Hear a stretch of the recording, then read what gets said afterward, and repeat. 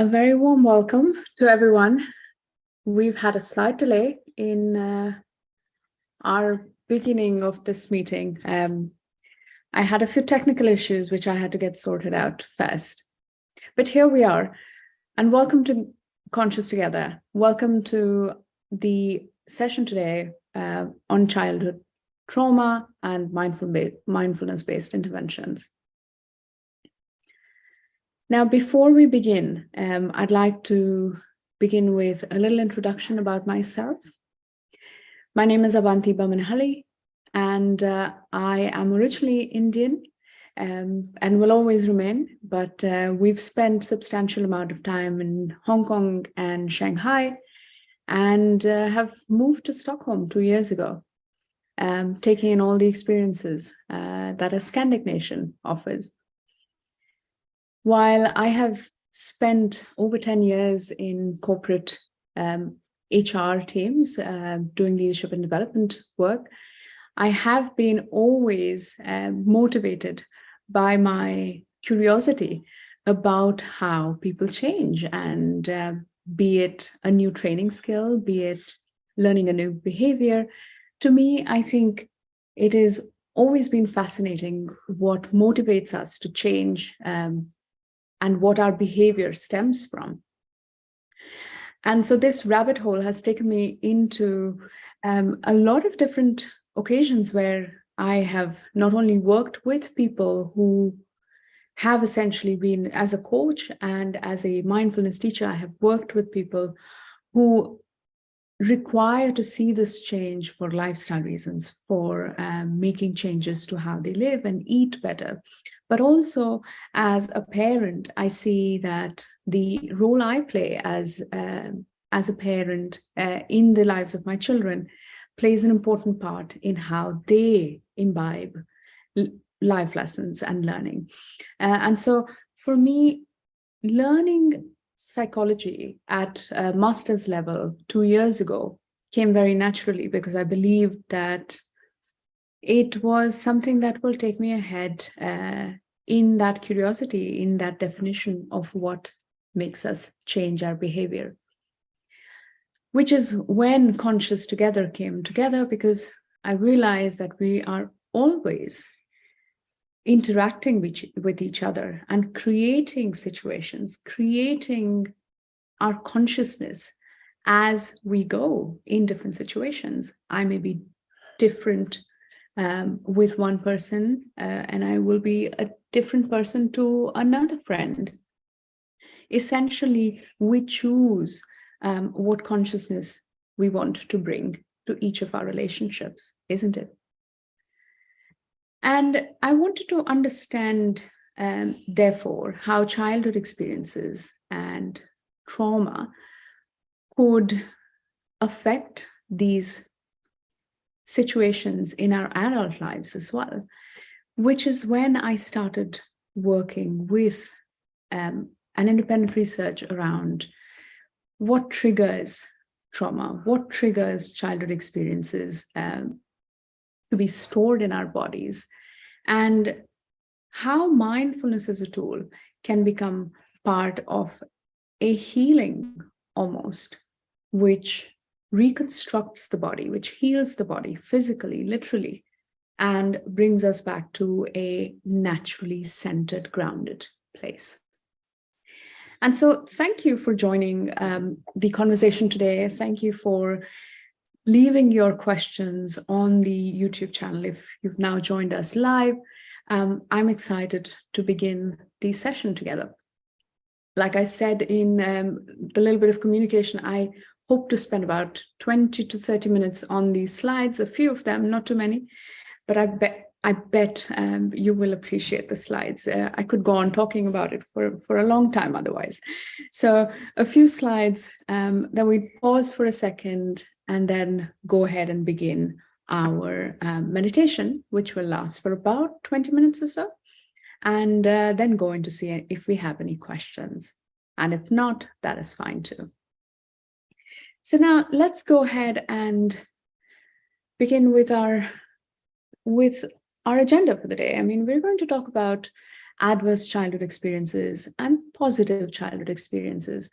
In the next 20 minutes, I will be spending some time talking about the window of tolerance. And for those who've not heard of it, we'll cover that too. What does the adult life manifest as for people who've had a lot of adverse childhood experiences? We'll talk about that. We'll talk about underlying causes and what creates these symptoms and signs of disease. It could be rheumatoid arthritis to cancer to autoimmune conditions, and we're going to talk about that a little bit. And one thing that I will start talking about today is the mindfulness-based interventions. Now, remember, this topic has taken so long for me to research. From my own experience, I've had some difficult and easy experiences. So we'll talk about that too. But for me, it has taken about 10, 12 years now to research this topic and come up with these slides. So it is but natural that I will not be able to finish talking about the whole thing today. I will need another 30 minutes at least. And hopefully the next session in the next week is when I'll be able to complete talking about meditation, types of meditation, and what it really does to our brains. So today we will focus exclusively on adverse childhood experiences and window of tolerance. That is all we're going to speak about today. All right, so let's go ahead and take a look at our next slide. Now, for all of us who already know this, adverse childhood experiences could vary between physical, emotional, sexual abuse to emotional and physical neglect, to also having a household which had a parent or a caregiver who had a mental illness or a disorder that was either diagnosed or undiagnosed, where they watched a mother who was treated violently, or that they were in a separated household due to a divorce or discontent between the parents. Now, while I will go into each of these step by step, I think it's important to mention that the basis of our conversation today is the ACEs quiz. Now, ACEs quiz is a 10-question quiz that was designed in the 1998 by Brian McEwen, where he had brought together 17,000 participants into a research where they looked at how many ACEs or how many different traumatic events a child went through before the age of 18. And they decided to put all that data together and come up with an analysis of how prevalent ACEs are in our society. So where children grow up hurt, they grow up into becoming adults who are hurt and who have to rely on defense mechanisms to run a routine life. They have to hide their symptoms. They have to hide their pretenses or insecurities to be able to manage interactions with the world, because that is how they have learned to deal with their parents as children growing up. Now, to give you an example, and just to mention also that I will, when posting this video on the channel very soon, will be able to also put a link to an ACE quiz if you would like to pick one, or if you would like to have your child take an ACE quiz to give you an idea of what is their mental perception about their environment, how psychologically safe are they feeling in this situation, right? So I think physical abuse, now here we're going into what we see on the slides, is quite easy to understand. I will also have a question here coming up for you, but some startling statistics here is that at least 5 of the top 10 leading causes of death are associated with ACEs. So for anybody who's had more than 4 on their ACE score, they are more vulnerable to immune conditions, to low immunity and major depressive disorders, and as well leading to death due to cancer and more cardiovascular related diseases. And we will talk about that in a little bit too. But also a startling number is that 87% of adults scored more than 1 ACE out of the 17,000 participants. So no matter what, there is a slight trauma that we all carry. And how we carry that trauma is what defines our success in our world, in our performance in our world, in the adult, as we become adults in our adult lives.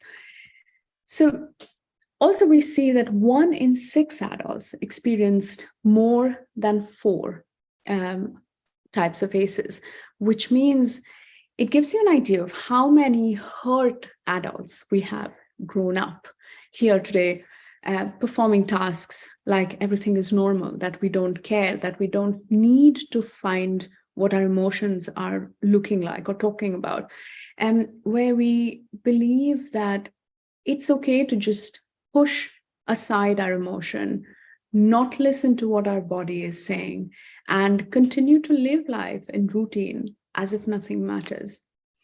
And again, we give it labels that we're doing it for our family, we want to do it for ourselves, but really all we're trying to do is sometimes distracting ourselves from that trauma, distracting from ourselves from that hurt that we cannot pin or push away anymore because it's been with us for so long.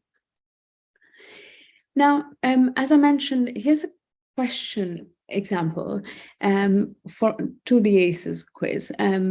Before your 18th birthday, did a parent or other adult in the household often or very often swear at you, insult you, put you down, or humiliate you, or act in a way that made you afraid? I have my notes here, so I'm going to look at them. Or act in a way that made you afraid that you might be physically hurt. Now, again, most of the 10 questions have the caveat that you have to be under 18-year-old, or that point to the fact that you were under 18 years old, for this reason, that you would not have control of your own safety or control of your own surrounding when you were so young. And so this is to establish that things were out of your control and you couldn't really have done much about leaving a toxic home or leaving a toxic environment. Now, when we look at this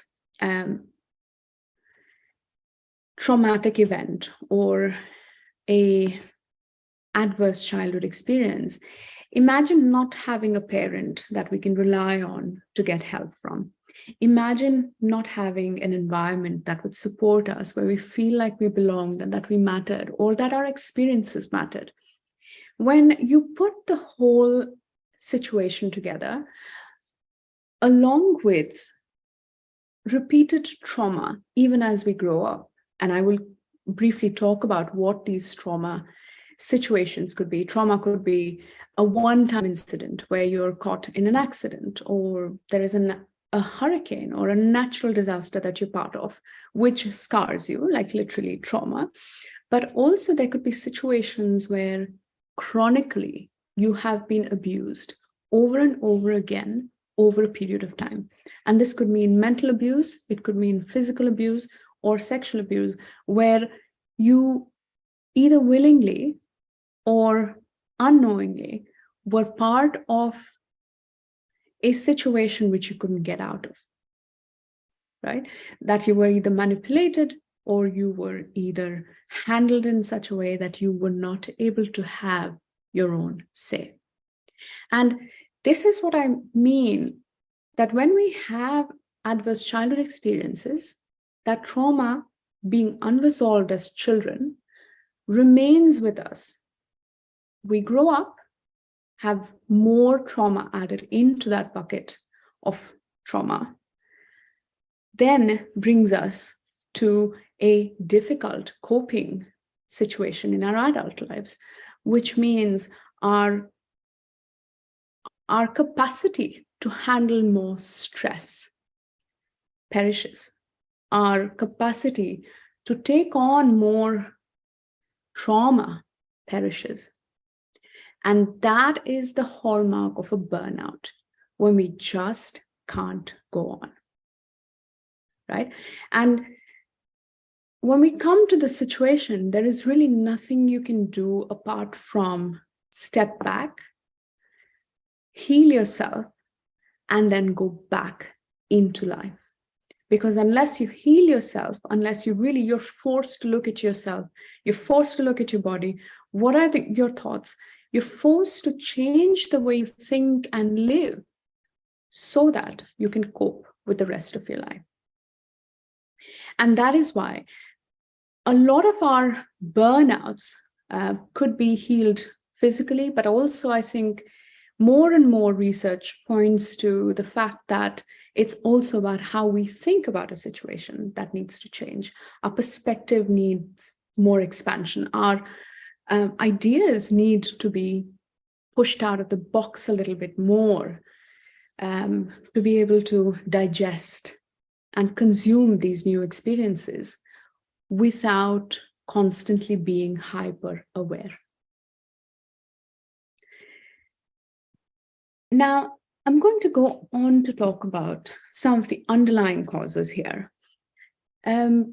Increased cortisol and adrenocortisol released into our bodies at all times affects how the HPA functions. Now, the HPA is the combination of the hypothalamus, which is somewhere here in our brain, the pituitary gland, which is here in and around our neck, and then the adrenal, which is at the back of our kidneys, which is our kidneys, literally. Now, there is constantly conversation going on between the HPA axis. So when you see a stressful situation, you will get this shot of cortisol coming into you to prepare you for this adversity, for this traumatic or stressful event. And the body is meant to perform in that stress. And eventually, after that situation passes, it is ideally appropriate for the body to relax, to go back into a state of non-doing, which is what replenishes and relaxes the body and re-energizes it for the next stressful situation. However, if your HPA axis is already reset to being more chronically placed, what will happen is you will always remain in the stressful state without realizing it. Invisibly, you will always feel that your body is on high alert, that you're always ready to attack, you're always ready to take on a situation which is demanding, and you are not able to relax, either mentally or within your body.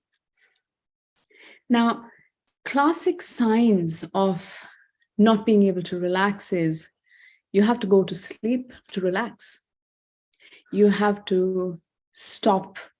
You have to isolate yourself in a 3-day retreat without your phones or books to be able to stop thinking. And that is the level of chronic stress that if our body remains in for over a longer period of time, it is definitely vulnerable to more stress-related psychiatric disorders. And this could mean, it could mean kidney diseases, coronary heart diseases, arthritis, autoimmune conditions, thyroid dysfunction, and I think a lot more. Plus, on an average, for people who've had an ACE score of 4, who are now adults, it has been seen that the habit of smoking and drinking addiction is very high, simply because they're not able to relax, because they're constantly needing a substance to relax their nervous system. So when our nervous systems are hijacked, they're supposed to be they're said to be in a state of allostasis. Now, allostasis is a word which is a state of our body being in fight or flight or freeze, when we're ready to attack, when the body is saying, okay, all the blood gushes to our head, we're ready for attention and attack, and the stress hormone has flooded our body. Now, that is the state of allostasis versus the state of homeostasis, where we are much better off being in a state where we are relaxed and de-stressed. And that is the differentiation that we want to bring out. What will it look like when we are in constant stress, right? It is, again, like I said, an invisible killer. We don't know when we are in high stress because we've never measured how we have been when we're relaxed, because our HPA axis constantly tilts step by step to bring us to a point where we're always on high alert. Oh, I got this. I got this. I can manage this. And this state of constantly being independent and trying to do everything ourselves. And I might be sounding like a mom now, but here's the thing: when we are constantly on alert, it will affect our individual routines and lifestyle, and our relationships with our families too. Now, insomnia is I think the number one sign that you are under constant allostatic load. Now, allostatic load is the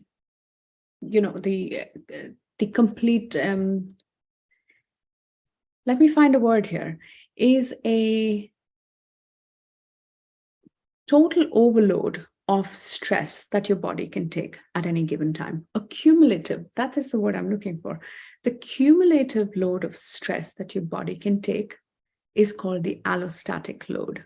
And if that load has reached its tipping point already by childhood, then you have very little time left to overload the rest of the body.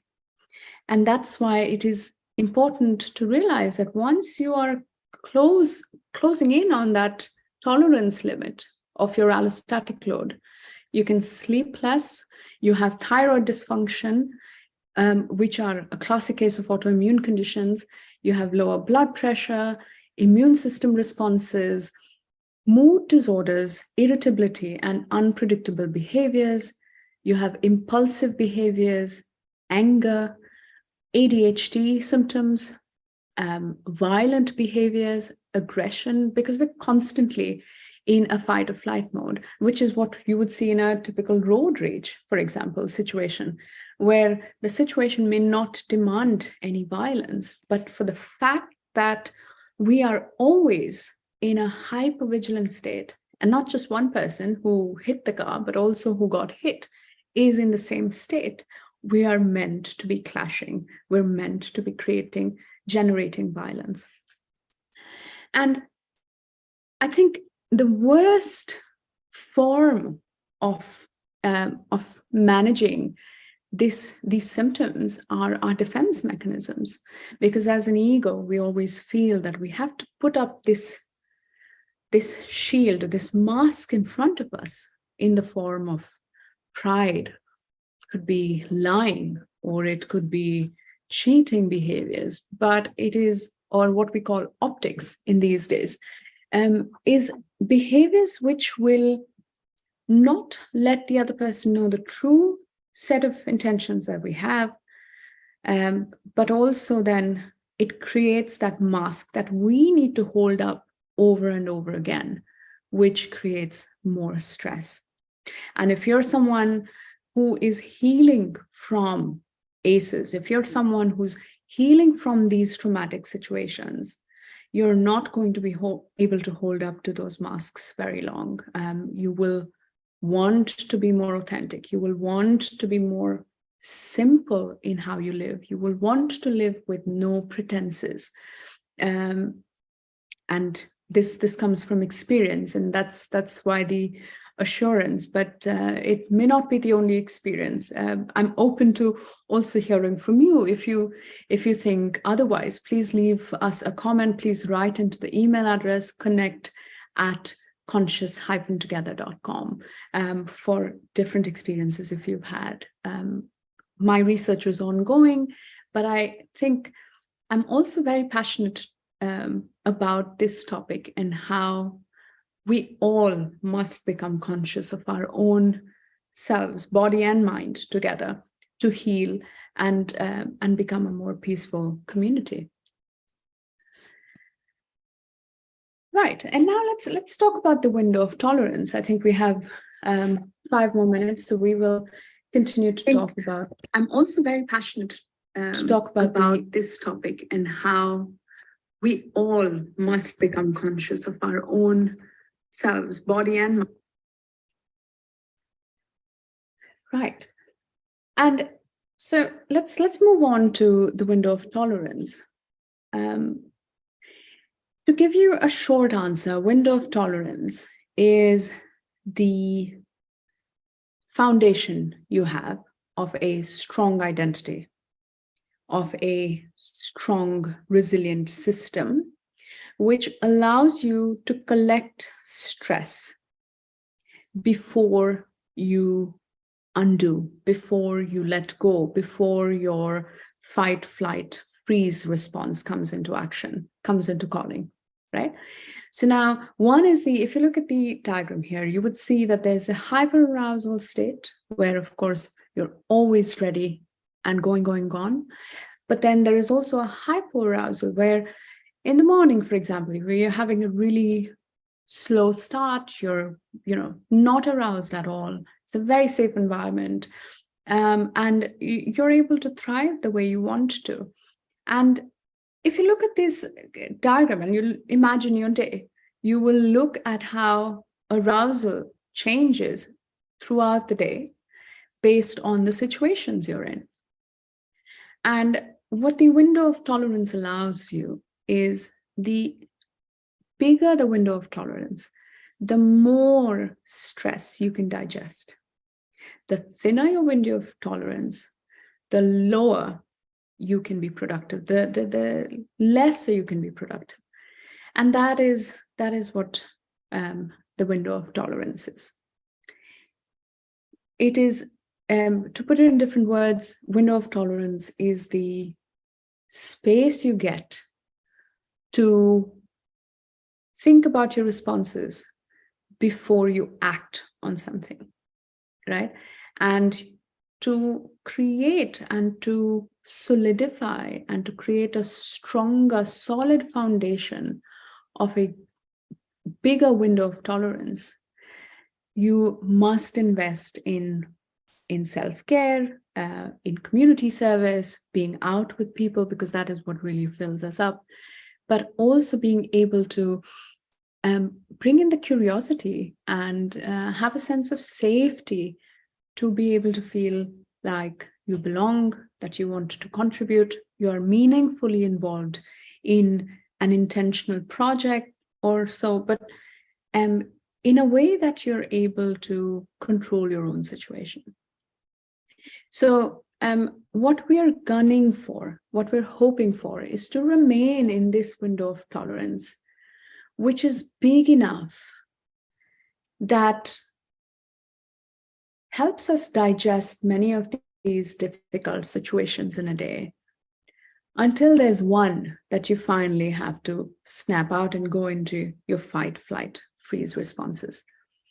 Now, the more times you go into that fight, flight, freeze response, the more cortisol you're adding into your bloodstream, the more the HPA axis is changing, and the more prone you are to illness. So that gives you an idea, right? Now, the window of tolerance, it's something like when you're building a house, for example. Have you noticed how the foundation of the house takes a very long time to set up, that you create a solid foundation under the house before the house is actually beginning to be constructed. And that is what we're talking about within our bodies too. What you want to create is you want to create a foundation of how you view situations, is how you create perspectives within yourself to create that big window of tolerance, that you're able to digest many different perspectives, that you're able to digest many different situations in a way that doesn't dismember you, that doesn't put you into dysregulation. To have a regulated nervous system, you must therefore spend time building yourself up. And how would you do that? How would we increase our window of tolerance? Now, the first and very simple answer, I think we all know, the whole health and well-being industry is talking about this these days, and I will not go too much into it, but it's exercise and diet. Our muscles release serotonin when we exercise, so it's a must do every day, and it could be in any form which doesn't leave you too exhausted to come back to the next day. It could be Tai Chi, to Qigong, to yoga, to a kickboxing session or a horse riding session. But the idea is that you exercise well and consistently, and that you only ingest food that nourishes your gut flora. You want to eat natural foods as much as possible so that you keep in the best health.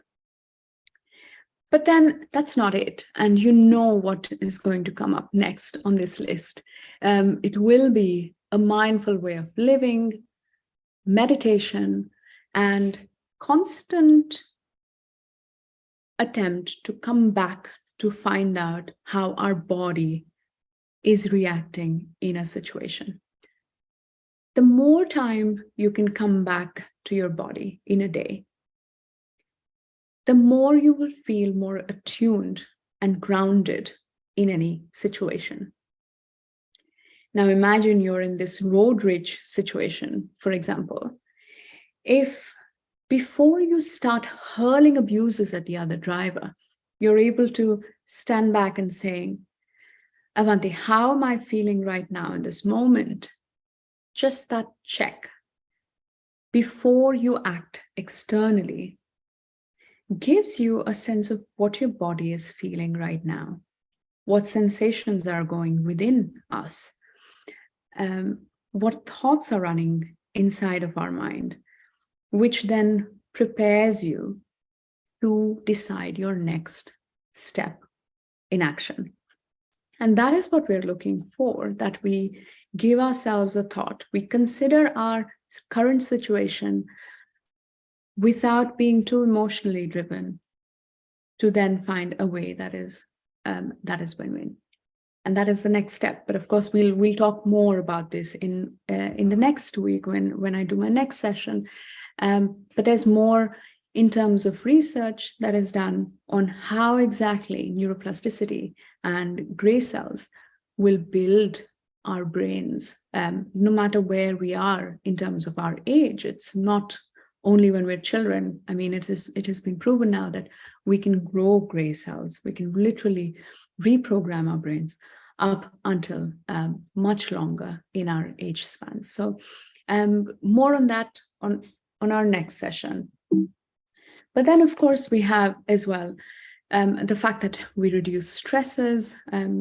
Must we do something? Must we control what our children do in the 2 hours that they get off from school? Yes, watching screens may not be an option, but how else can you reduce that stress on yourself to manage their time? Chanting and singing, singing mantras aloud, this is supposed to help the pituitary gland. And chanting Om, for example, or just any sound which sounds like the letter M, will exercise your pituitary gland to an extent to regulate it, compared to when you're in a challenging situation, for example. Also creating time for self-care. It could be a bath on Thursday nights, because that's the only day you're free and you don't have to run to do your grocery, for example. But finding that time written down in your diary for yourself alone, without any external, I wouldn't say distractions alone, but any external stimuli, without wanting to hang out with friends. I mean, you should, of course, hang out with friends and family and everyone, but also hang out with yourself. It could be an hour in a week, it could be 3 hours in a week, but it's in solitude where you enjoy your own company, that you get to understand yourself more and how your thoughts and your body functions. So make sure you find time for yourself. And then one more most important tip is to for parents who are watching, and for people who are in childcare responsibilities. We are looking at how we can create positive experiences, positive childhood experiences, which can build resilience for our children to manage the adverse childhood experiences. We cannot always safely protect, unfortunate but true, but we cannot always be controlling our children's environment to this extent, that we know everything that happens in their day. So we must buffer those adverse childhood experiences with a lot of more positive childhood experiences, which mean building resilience, showing them affirmation of our love, respecting their opinions, creating that bond of trust with them rather than mistrusting them because, oh, by the way, they don't know much. But I think to allow them to show their opinions, to build themselves up with you in the family. So these are some important tips that I can think of. But I hope for now that you were able to see from my perspective why I think that as adults, we must visit our past for a little bit, look at what we've gone through so that we can see what has shown up in that bowl, that mixed bag of experiences, and then pick those experiences which help us become more resilient, become more healed, to make our future a lot better. And that is what mindfulness coaching is about. That is what our mindfulness sessions are about. And in our team with Lauren and Oliver and myself, we are now in the process of putting together a calendar of events that will allow you to sign up to 6 or 8 week sessions with us, where we'll go deep dive into various aspects of the MBSR and MBCT techniques, along with mindful parenting techniques for interpersonal relationships and at workplace too. So make sure you keep checking our website and of course our social media channels for more information. So as of now, let me go in to see if I have any questions so far. There's no questions so far. So I feel like we're good to go ahead into a meditation session now. So I'm going to take that minute to remove other distractions.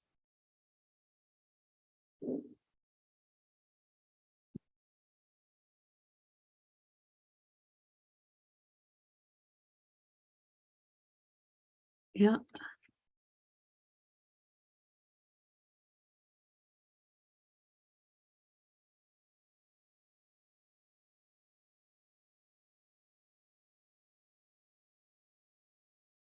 I don't seem to find a way to to turn off my system apart from this. So let's do that. Okay. So now, without being distracted with the slide that you have on my right or left, depending on how you're watching it, if you could come into a seated position, sitting either on a mat, a stool, or a chair, bringing yourself into a position that will support you for the next 15 minutes or so,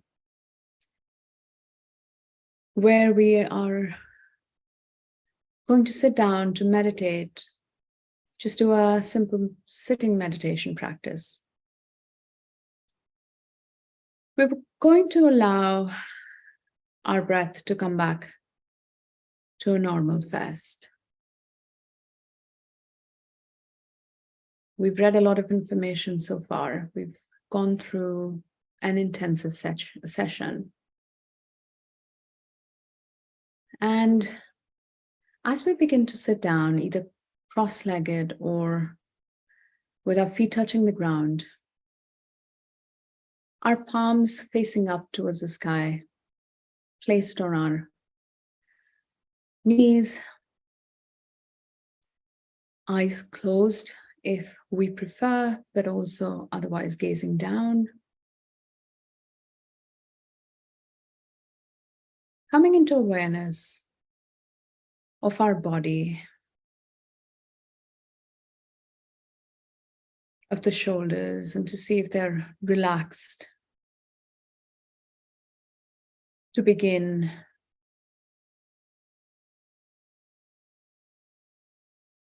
becoming more aware of our breath, our jawline relaxed, our chin tucked in slightly, our backs away from the back of our chair, if you're using one like me, to allow our posture to be dignified. And then bringing in attention into our nostrils, to the tip of our nostrils to be exact.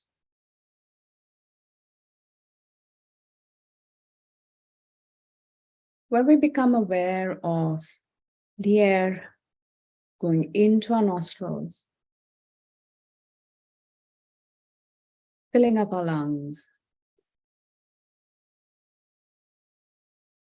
and then being released from inside our bodies to back to the tip of our nose, letting it go.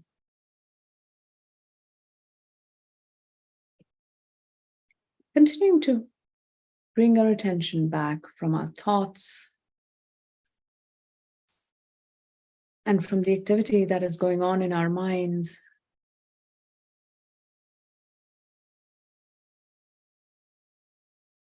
to then bring our attention back to the air we're breathing in. To notice how our body is reacting to the coming breath, to the breath coming in.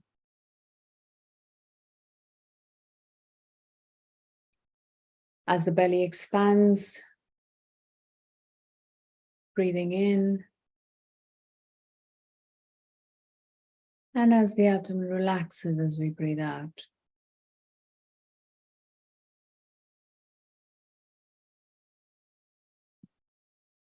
Noticing the tension that is being released as you bring your full breath in to your abdomen, down from your chest.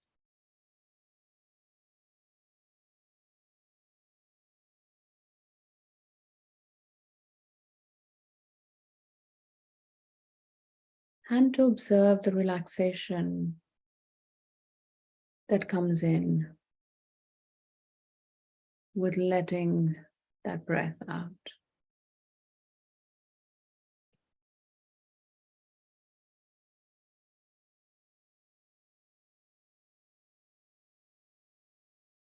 becoming aware of the tension you're holding in your shoulders,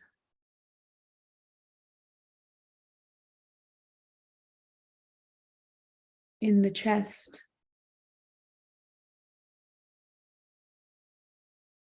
in your abdomen,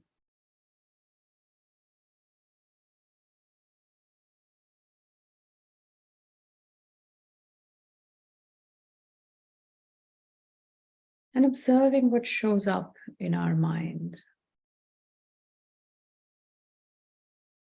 The mind is probably very busy with activity, with information that has just entered it or not.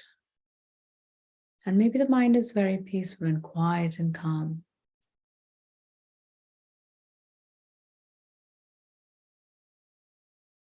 But as soon as you realize that you have been distracted from your breath, bringing your attention back to it, starting with your nostrils again if required, and bringing that awareness back to an anchor. An anchor that could be this one spot in your abdomen. It could be the seat or your feet or your hands.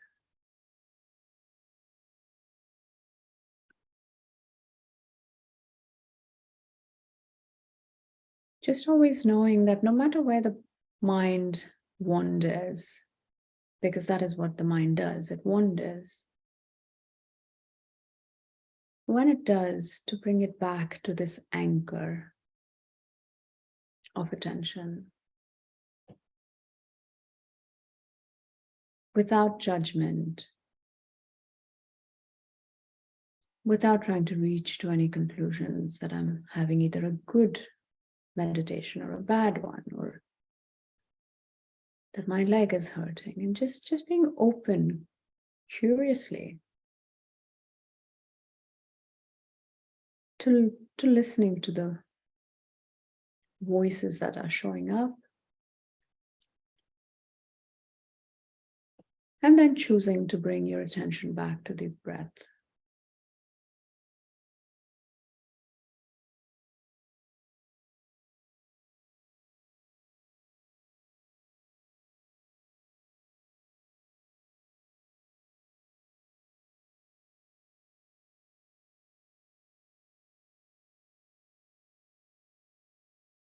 Observing the change in muscle tone,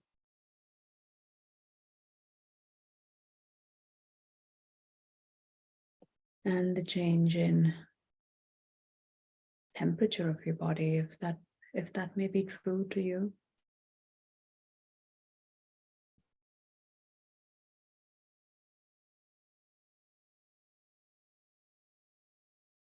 And then bringing your attention back to your breath.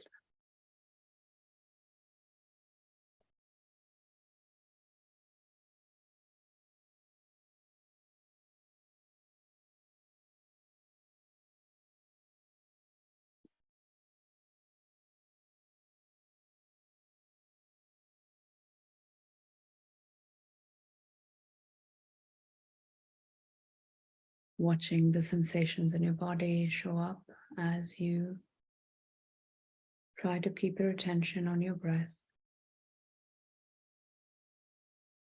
where you will find muscle twitching or your toes tensing up, or you probably hear your heart racing too.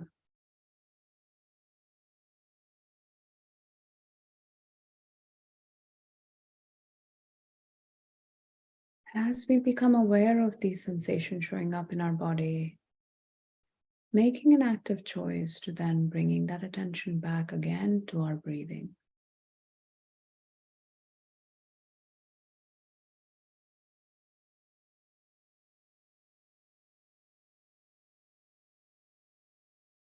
We're working today with our breath alone, or the anchor that we have chosen in our feet or seat. And in today's meditation, we will focus only on bringing our attention back to our breath.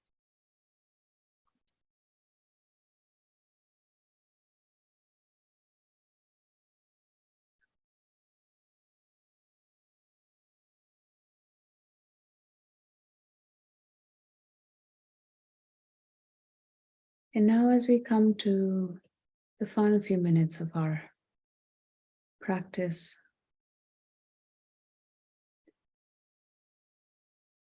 expanding our awareness from our breath to awareness of our entire body through our mind's eye, becoming aware of how the body is sitting, how the body is propped on that pillow or mat, to bring our attention to the room we're sat in.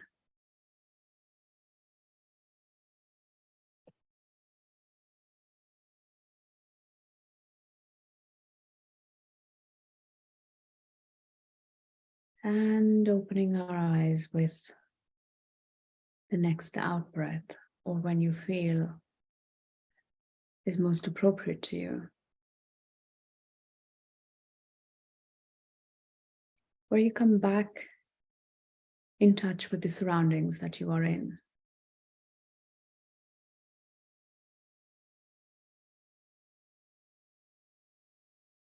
To then opening your eyes,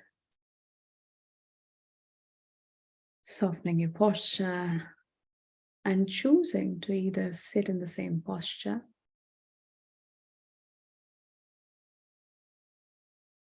and spending a minute on thinking about what you want to do with the rest of your day, or at least the next 30 minutes. For having given yourself this time today, to take this time out from our schedules, to spend time learning about adverse childhood experiences and how it shows up in our adult lives through the trauma that we've gone through. And to do this practice of meditation has taken you a good long hour. You're now in that space where you can choose what activity you want to do next and whether it will nourish you or deplete you.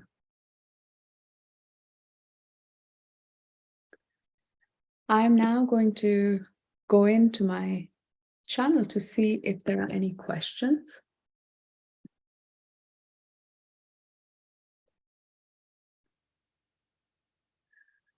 And I don't see any coming up straight away. And I'm sure that if you are one of these YouTubers or one of these curious people who is looking up for content on healing ourselves and how we came to be the way we are, you will probably have questions somewhere down the line. And that is absolutely fine. Please do send in an email to us at connect@conscious-together.com. Let me say that again. Connect@conscious-together.com.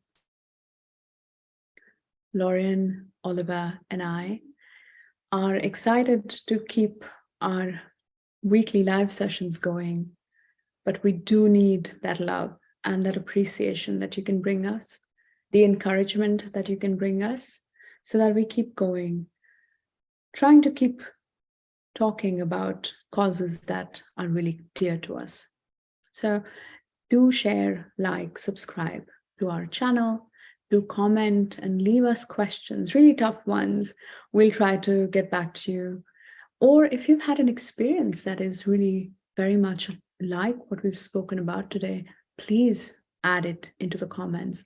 It will go into my list of independent research, which I will continue doing. I think as long as I'm curious about motivation for change in us humans. But with that, I will say goodbye now. Thank you for joining us again, and I hope you join us on our next session, which we will announce on all our social media platforms. Thank you for being here today. Have a lovely day and a great week ahead.